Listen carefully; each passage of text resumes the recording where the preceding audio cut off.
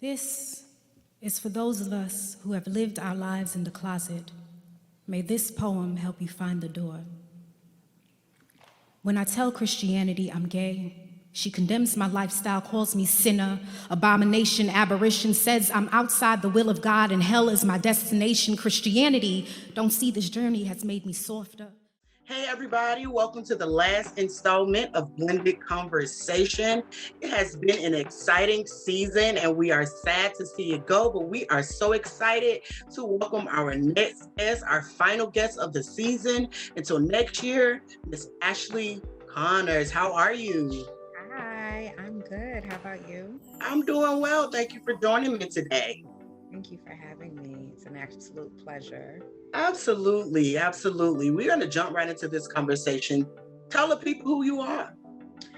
So my name is Ashlee Connors. I just go by Ashlee in the poetry world. I'm a spoken word artist, creative, curator, author, and usually I say other cool stuff, just anything creative. I immerse myself in. Speaking of author, I did not know you wrote 3 books until I got your bio. And I'm like, wait, what? Why don't I have any of these books? The first 2 don't count. You know, you had to get the cobwebs out, but the last one you can absolutely find on Amazon. It is called Growing Pains. So if you search for that, you will be able to pull it up right on Amazon. So yeah. All right. Maybe I can get the old books from the horse. You're not gonna get the old books. No, you don't like those? It's speaking of which, I think this is a great lead-in conversation about how art changes and how we grow as artists. And we look back on our old stuff and we're like, who is this person? I don't know who that person was. Like, it is absolutely real. Like, I feel like we are constantly trying to catch up to our artistic selves. The work that I put out, the book that I put out, the CD that you'll put out is not a representation of who you are currently as an artist. So sometimes when you're working on a project, it can become daunting because it's like, I've grown as a writer, but I'm still working on this thing. And so that part can sometimes get me a little frustrated and I end up just not putting anything out. That makes perfect sense. I think I have this one CD that I never tell anybody about. Well, what is it called?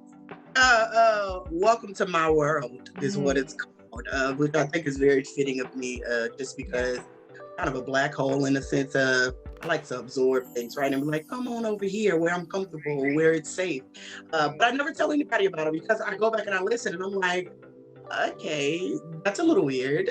Yeah. So it's always crazy how you grow and how as you grow your art goes. So tell me, has poetry and the arts always been a part of your life? I have always been a writer. I didn't step into the poetry sector until 2014. I worked for an insurance company at the time, and one of my coworkers, she knew that I loved writing. So she's like, hey, there's an open mic every Sunday. It was in Fayetteville, North Carolina. And I went and checked it out, and I hadn't looked back since. From there, I was brought into the world of slam, and it's just been like a roller coaster since then.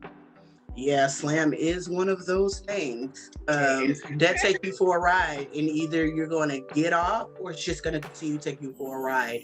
What I love about slam is that it allows me to sharpen my skills against other poets, and then also, as much as it's competitive, it's also fellowship. It is. And you get to be around all these people that are purging and being vulnerable, and it makes it feel, safe enough to do the same. Absolutely. And I think you get out of slam what you put into it. So if you are looking for fellowship, you're going to find fellowship. If that's what you're putting into it, it will also, by way, sharpen your skills. It will sharpen your delivery on stage. It will sharpen your networking skills.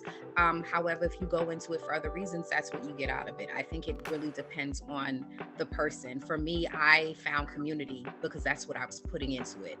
And it continuously pours back into me in that way. Yeah, that makes perfect sense. I think this is a good time to watch a video of one of your poems. So if you are out there, check out this poem by Ashlee Connors. Hit us in the comments. Let us know what you think. Share, and check it out.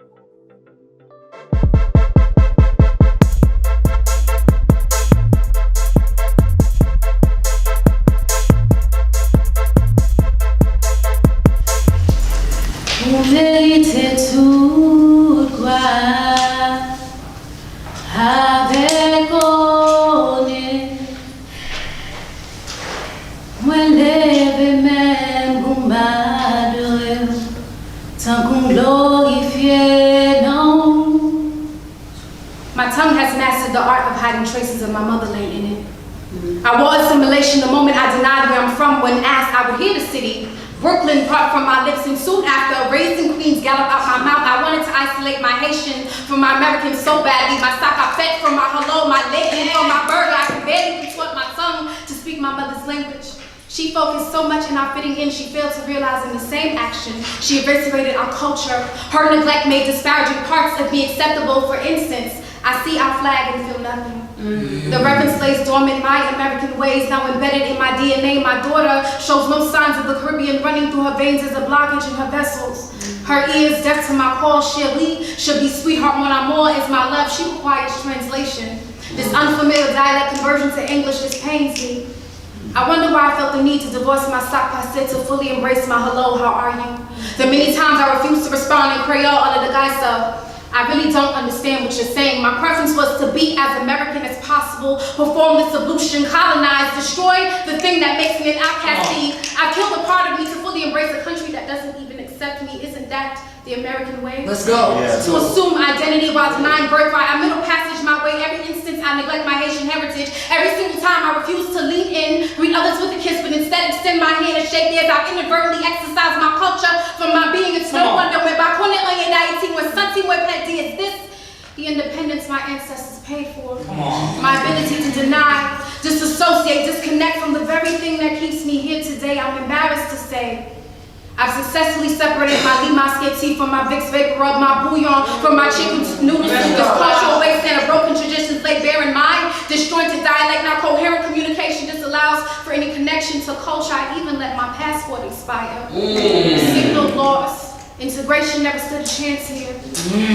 My American side shakes her head of approval, reaffirms this suave gentrification was necessary, renovation complete.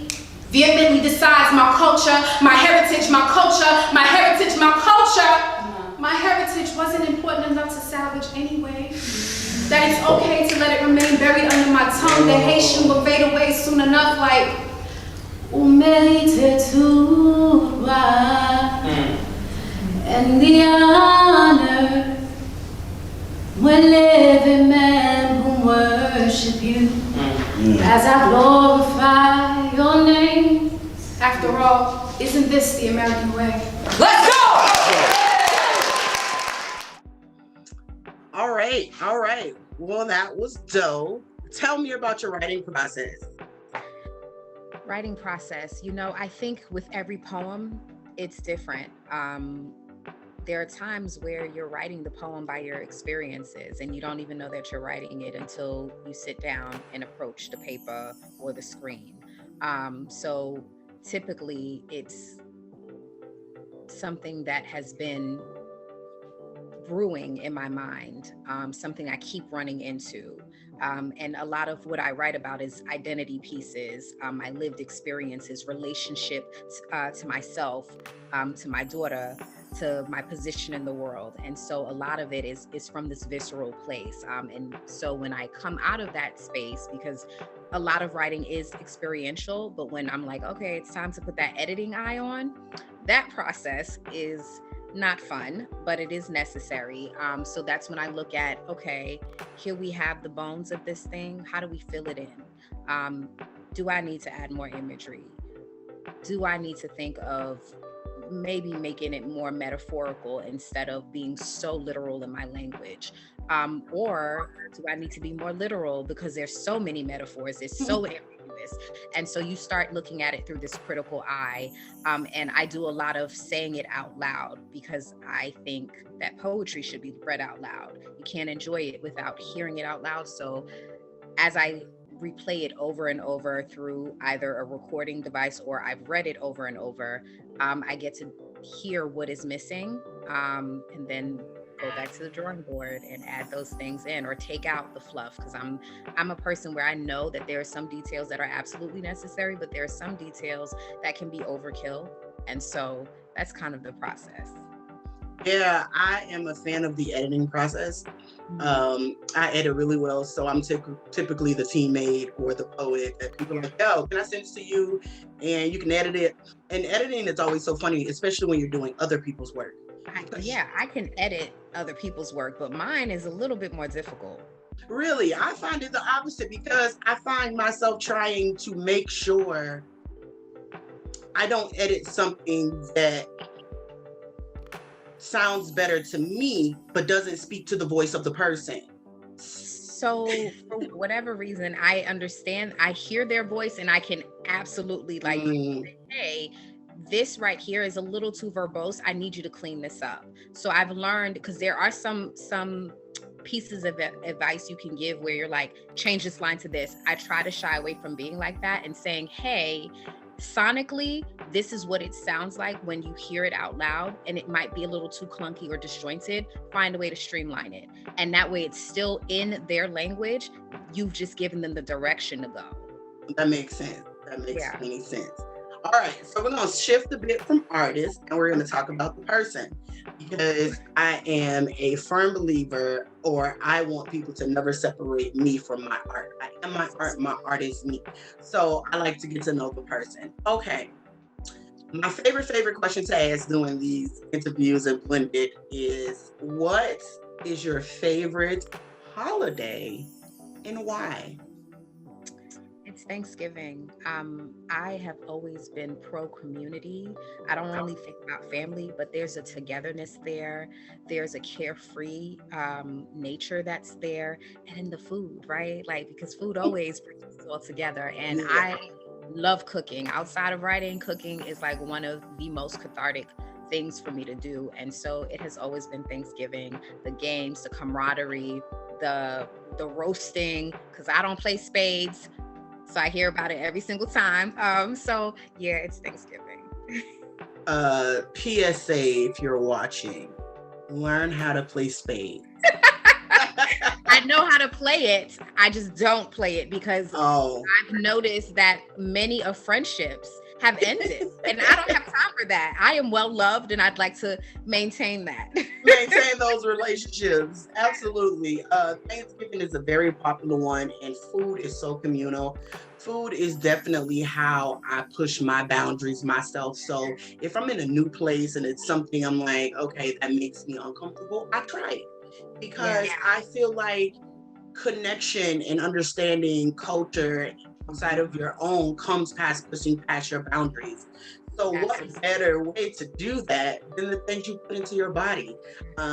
So I dig that. But you didn't tell me what your favorite dish was. The favorite dish. Okay, so I'm gonna say two separate things. My healthy self loves a big dish of collard greens, smoked turkey necks, because we don't eat pork around here. And when I'm being unhealthy, mac and cheese all the way, the southern kind. I feel that. Also, if you're watching, we eat pork around here. Why you gotta be this way? On camera, on this interview. Just because this is the nature of the beast. It's the nature of the beast. So what are you currently working on? What you into? What are you doing? Currently, I am working on increasing awareness about my new slam that I curated. It is called Wild Seed Slam. It happens monthly, every second Saturday of the month. I've partnered with some amazing women in the community. And so the biggest focus right now is like pushing that, because ultimately I would like to take a team to Southern Fried next year. So. Ooh, Southern Fried. Well, if you're watching, Yeah.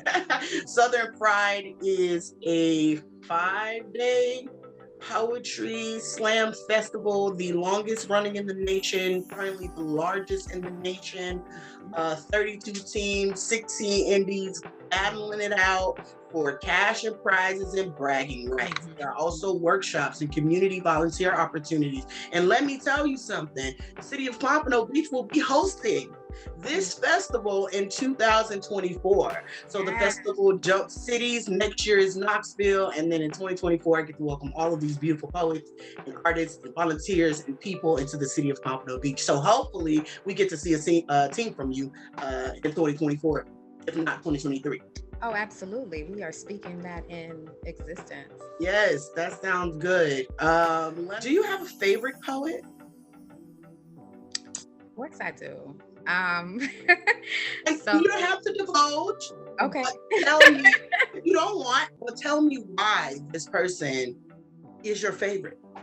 So I always have difficulty with this question, right? Because are you talking about spoken word poet? Or are you just talking about, a Lucille Clifton or an Audre Lorde, right? Okay, so that's a good point. And before you finish, so if you're watching, spoken word poetry is performative poetry. So it's not just writing based, it is also judged on your performance, your stage presence, your creativity. The other side of this is what we're talking about, which I like to call a page poet. Poets that are meant to be read, or that are a little more traditional in terms of presentation and in terms of content as well. So that was just a kind of a footnote for you guys out there. If you don't know what slam is, or you don't know that they're different, spoken word and poetry are not always synonymous. So go ahead. Right. It's in the same world, but different communities. Yes. And some people intersect. I can share my favorite poet if you want. Yes. Spill the tea. So Ebony Stewart is like definitely at the top. She has this uncanny ability to perform the work as if she's only speaking to you, but you are also aware that she's speaking to a room full of people. I don't know how she does that. Like, I'm speaking specifically to you, it's a one-on-one, but I'm also aware that I'm in this room full of other people. She just knows how to tell a story, how to capture it visually, and also the way that she makes goosebumps stand on my my body every single time, whether I've seen her live or virtually. Like, that is a talent. So yeah, she is definitely. Ebony is out of Austin, Texas? She is out of Texas. I don't know if it's Boston. I can't remember. It's either I know it's not Dallas. I know it's not Houston. It's one of those other I think it might be Boston. Vibey, trendy kind of Texas cities. Ebony Stewart is dope. Check her out. She has plenty of content on YouTube that you can tap into. Ebony Stewart, just how it sounds. That's dope. I'm trying to think, do I have a favorite poet? I'm kind of like this in all areas. I don't really have a favorite people in general. I have people that I am more attached to. Right. But in terms of like artistry, I don't know. I'm a big Zora Neale Hurston fan. She's a page poet kind of vibe. As far as the slam one of the people that have inspired me, like when I got into writings, it was Zora, Maya, Audrey, and Lucille. The classics always work. Yes. It always works. I'm not sure I have a favorite spoken word artist. I enjoy listening to a lot of people. I'll be honest, I'm not as well watched in terms of watching spoken word videos as a lot of poets, just because the poets I know that watch a lot of poets sound like the poets they watch. Right, and that's the slippery slope. I think it's very important for you to mind your consumption, right? Like, it's always great to know this is the world I want to be a part of, but when you're watching it, just like anything else, it needs to be consumed in moderation. Yeah, I do enjoy Roddy out of New Jersey. I was her gonna energy say is her. always contagious. Roddy, all caps. all caps. Don't forget, out of New Jersey. She is one of my favorite. The energy, the vibe she gives is so warm and welcoming. Even when she's telling you off in a poem, even when she's telling you how big she is, it's just always so. You feel gathered. You feel gathered and loved on in the same way that you've been read back and forth. I absolutely enjoyed seeing Roddy perform as well. Yeah. Now I like some slam teams. I like Puro Slam. Puro is the best. It's so assuming, like it's just gonna hit you right in the face. Hits you right in the face. And I think the thing that is magical about them is that their writing does the punching. It's not over performative. No. All you gotta do is hear a line and you're immediately like, okay, it's a 30. It's a 30. I love that about them, how they get it over, but it's not all yelling and it's not all, aggressive. It's just telling you a story. And this is how I feel about the story. Yes. All right, so since we talk about slam, we're gonna get into the second video of yours. If you enjoyed the video the first time, enjoy this one as well. As always, hit us in the comments on YouTube, we on Facebook, we on IG. Show us some love, show Ashlee some love, and check out this video. This is for those of us who have lived our lives in the closet. May this poem help you find the door. When I tell Christianity I'm gay, she condemns my lifestyle, calls me sinner, abomination, aberration, says I'm outside the will of God and hell is my destination. Christianity, don't see this journey has made me softer. Don't see depression has milled its way out. Christianity sends me videos, implores me to release myself from the devil's lies. I tell her this lie, the closest truth I've ever held. My sexuality suffuses and I'm now a wholeness I'm excited to know. Christianity preys on me. Questions my ability to raise my daughter, asks to take custody, says this is what's best. Doesn't acknowledge the verbal abuse I suffered by her hands or the physical attacks or forgets the mental gymnastics, seeks to foray stability. Christianity says, I need saving. I say, ain't wishing not to die evidence enough. Christianity more concerned with her image, more focused on how to explain where I went wrong, too busy to notice I'm getting it right. Christianity judges, yet still calls me her pride and joy. Funny how celebrating my pride has deflated her joy. Christianity shames me daily, wants me to cower, collapse myself back into an identity that ain't mine, says this is love. It's what God wants. What about sacrifice? I say, what about peace? What about serenity? What about courage? What about the hallelujah for knowing the difference? Christianity calls me lost, strategizes interventions, violates my boundaries. I choke on my lover's name, for she shall not be mentioned. And suddenly I'm all adolescent, fighting for her approval, forgetting everything about healing, about home. Christianity crucifies my character. I hold thoughts of my lover against my throat, savor what it means to be free. Christianity wants me shackled, needs me to deny what I am, but I can't blaspheme against a sacred love. Christianity barrels into me, tells me I have to choose. But I can't blaspheme against a sacred love, can't give myself to a religion that demands I erase me in exchange for servitude. Christianity don't call no more. Says she will fight this battle on her knees. I say the war ended when I let love have its way with me. When I let love have its way with me, the war ended, and Christianity still can't see I found the amen. And it don't matter what hymn she hums or prayers she pleads, I can't and will not blaspheme against a sacred love that gives me peace. I bet. So we bet. Okay, so we're gonna start wrapping up the conversation, but I wanna know, so a lot of creatives, I think we were talking about this recently about writing. You asked me, was I writing poems? And I was like, well, I kind of haven't really been in a groove of writing poems since 2018 because of a trauma. When you find yourselves in writing blocks or with the inability to create poems, what do you do? Asia Sampson said it best, that sometimes you're in a season of being quiet, of sitting still. Particularly as a Black woman, that is not something that I grew up hearing was okay. It was antithetical to my upbringing. And so I've gifted myself, after I throw the tantrum, after I've question, oh my God, am I no longer a writer? After I've gone through those emotions, because that still happens. Once I've come to a point of equanimity and accepting, you know what? It's okay to be still.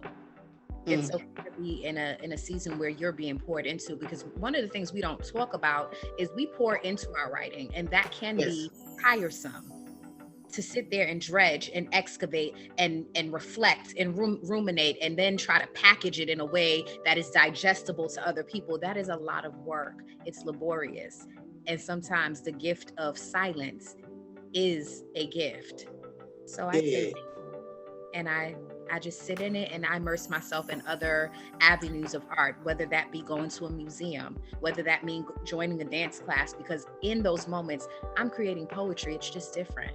Yeah, I was gonna say that. Like for me, I just do different avenues of creation. So I'm always creating, and then eventually at home will create itself by you creating other things. I think if you're out there, if you take anything from that last segment that Ashlee just said, just remember to be still. I always tell people when they come to me, even myself, I had a rough morning this morning, right? And that's how it goes. But I got to get on this Zoom, and you got to work, you got to put your past, and you got to not look like that you had a rough morning. I remind everybody else, and I had to remind myself this morning to do two things. One, be gentle with myself. And two, just breathe. Just breathe. One moment at a time, 1 second at a time. If you just keep breathing, you'll come on the other side, and then things will kind of open up for you. So if you're out there and you're a creator and you're feeling like you're not creating, don't be afraid to tap into other areas of art. Don't be afraid to step outside of your comfort zones, and don't be afraid to be quiet, to be still, and to allow what needs to speak to you to speak to you. That's dope. That's dope. I dig that. So I think we have come to the portion of the conversation where you need to tell people where to reach you at. Okay, so I am only on Facebook and Instagram. On Facebook, you can find me Ashlee Connors. That's double E, no Y. Connors, that's double N-O-R-S, not the E-R-S. Thank you. And then on Instagram, it is A Diverna. I'll tell you about it later why it's A Diverna. Should I spell it? Yeah, but you should tell us why is A Diverna now. Why she out here trying to get me to be open with y'all? All right, I'm gonna tell y'all. So Diverna is my maiden name, and one of the things that I'm very intentional about is remembering who I am, the core of who I am. I chose not to go back to my maiden name because I have a daughter. So on Instagram, that is just kind of like the reminder of this is the core of who you are. So that is why it's A Diverna. Now spell it for the people. All right. A as in apple, D as in David, A, V as in Victor, E-R, N as in Nancy, A. So, yeah. Yo, and she has so much dope content. Wait, ain't you on TikTok?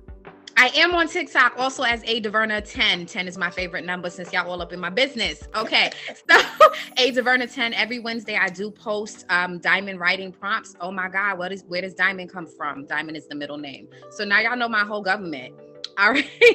So every Wednesday I post writing prompts. So if you are a beginning writer, if you're trying to establish your voice, if you are a writer who is very well-versed or experienced, this still can be something that could help you, particularly if you're going through a writing slump or drought.